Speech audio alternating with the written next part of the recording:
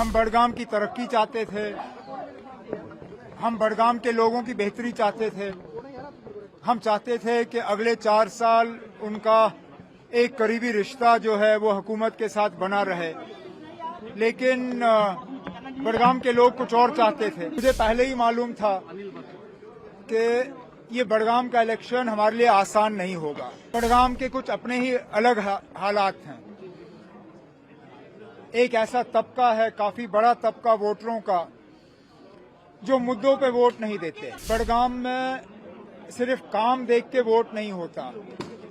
बडगाम में एक बहुत बड़ा तबका वोटरों का ऐसा है जो फर्जों के पीछे चल के वोट देते हैं। जाहिर सी बात है कि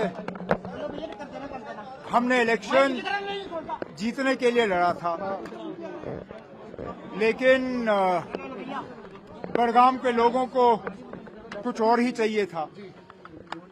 हम बडगाम की तरक्की चाहते थे, हम बडगाम के लोगों की बेहतरी चाहते थे।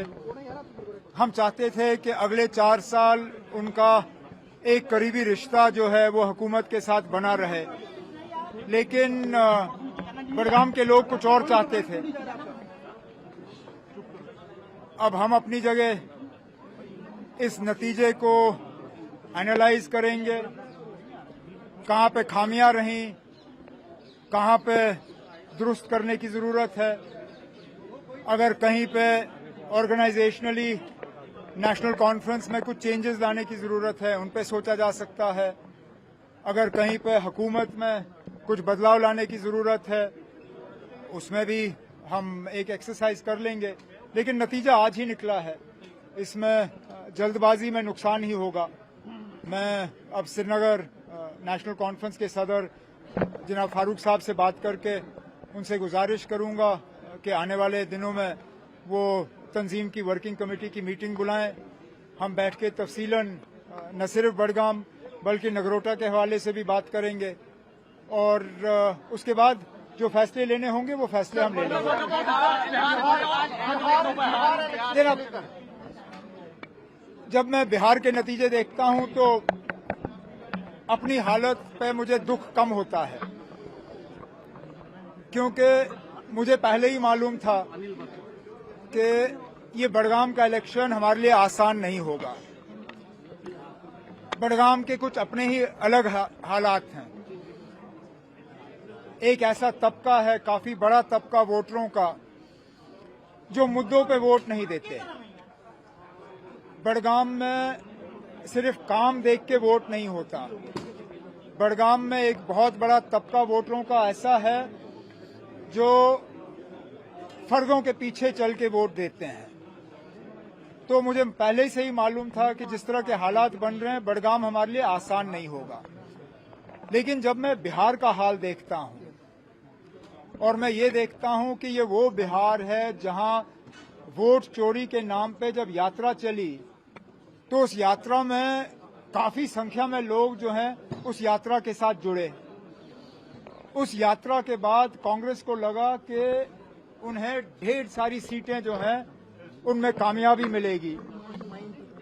उसी यात्रा के बुनियाद पे शायद सीट शेयरिंग और ज्यादा मुश्किल हुआ।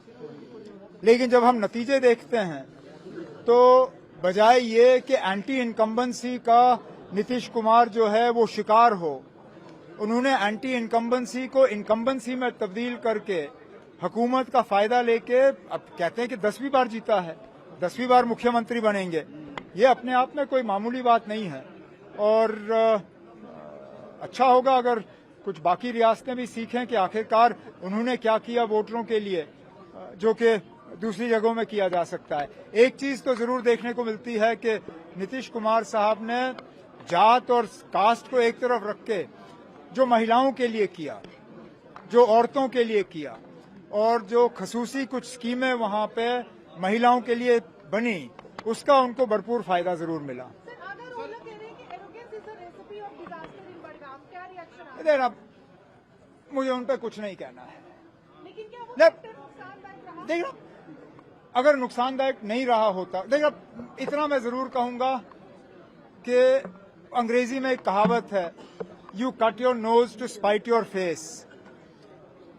रूहुल्ला ने मुझे एक पैगाम पहुंचाने के लिए क्या किया क्या नहीं किया वो एक बात, लेकिन सियासी तौर खुद तो उन्होंने खुदकुशी की। लेकिन सुने ना, क्योंकि जो शख्स वहां से जीता है वो कभी रूहुल्लाह को वहां दोबारा उठने नहीं देगा। मैं दोबारा उठ जाऊंगा, रूहुल्लाह कभी दोबारा बड़गाम में उठ पाएगा या नहीं ये तो सिर्फ रूहुल्लाह तय कर सकता है। लेकिन चलिए, जो हुआ सो हुआ, अब तंजीम को करना होगा वो हम कर लेंगे।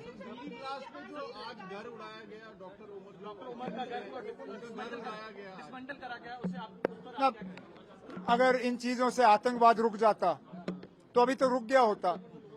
आपने पहलगाम के बाद भी कितने गाड़ उड़ाए, रुका ही है।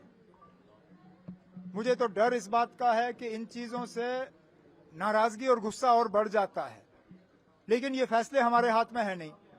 जो लोग ये फैसले करते हैं उन्हें अपने फैसलों पे गौर करना चाहिए, क्या इन चीजों से वो आतंकवाद रोक पाए या नहीं। मैं भी 6 साल वजीर आला रहा और सिक्योरिटी की जिम्मेदारी मेरी थी।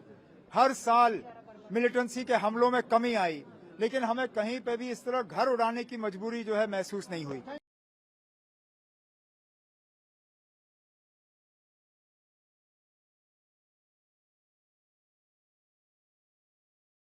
जहाँ भक्ति है हर शब्द में, कथाओं में छुपे हैं दिव्य रहस्य और ज्योतिष देता है जीवन को दिशा। धर्म से जुड़ी हर बातों को जानने के लिए हमारे चैनल स्तुति को सब्सक्राइब करें। चैनल पर जाने के लिए इस लिंक पर क्लिक करें।